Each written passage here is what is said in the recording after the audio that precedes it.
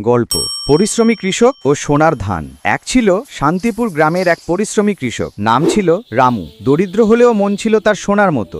প্রতিদিন ভোরে উঠে সে নিজের ছোট্ট জমিতে হাল চাষ করত, বীজ বুনত আর গাছেদের সাথে কথা বলতো। একদিন মাঠে কাজ করতে করতে সে দেখল একটি দুর্বল বাচ্চা চিল খাবারের খোঁজে এদিক সেদিক তাকাচ্ছে। রামু নিজের দুপুরের খাবার থেকে একটু ভাত রেখে পাশে রাখল।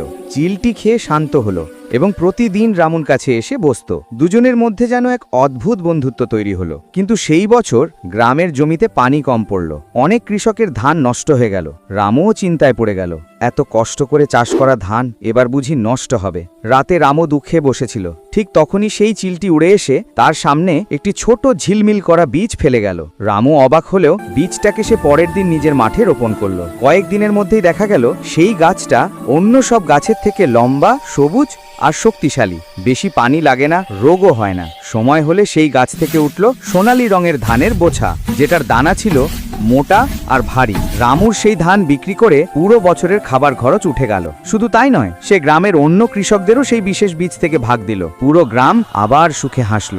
চিলটিকে দেখে রামু মৃদু হাসল। যে প্রাণীকে একটু দয়া করলে সে শত গুণে ফিরিয়ে দেয়। বন্ধুরা, এত সুন্দর গল্প শোনানোর পরে আমি কি একটা লাইক সাবস্ক্রাইব পেতে পারি না?